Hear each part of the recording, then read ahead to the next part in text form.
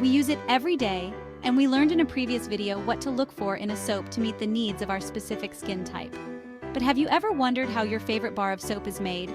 What are we really putting on our skin? So soap starts its journey in the lab. It's a delicate balance of mixing fats and oils. Think coconut oil, olive oil, and sometimes even animal fats. Yeah, you heard right. Your soap might have a little bit of bacon in it. Okay, not really, but close enough. Lard, made from pork fat, and sometimes tallow, made from beef fat, may be used in the making of many soaps. These fats improve the creamy lather in soap and helps make it hard. They also add minerals, vitamins, and antioxidants to soap and improve its conditioning ability. But not all soaps contain animal fats. Synthesized materials are sometimes used to achieve similar results.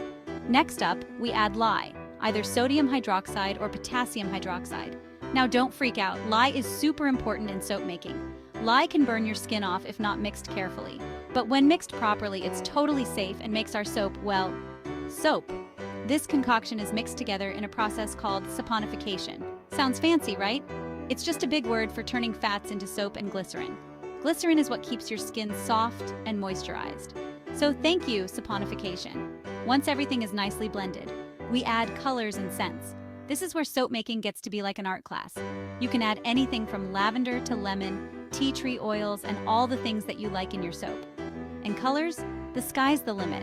After all the mixing and matching, the soap mixture is poured into molds. These molds can be anything from basic rectangles to cute little shapes like stars and hearts. It's like making cookies, but you can't eat them. Then we wait. Soap needs time to cure or dry out. This can take up to 4, even 6 weeks. It depends on the liquids used. Finally, after curing, the soap is packaged. And voila! That's how your humble bar of soap is made. From the lab to your shower, it's a journey full of science, art, and a pinch of patience. So next time you lather up, remember the cool science and artistry behind that bar of soap. Who knew cleaning up could be so fascinating? Thanks for watching. Don't forget to hit that like button and subscribe for more curious content. Stay curious and stay clean. Catch you later.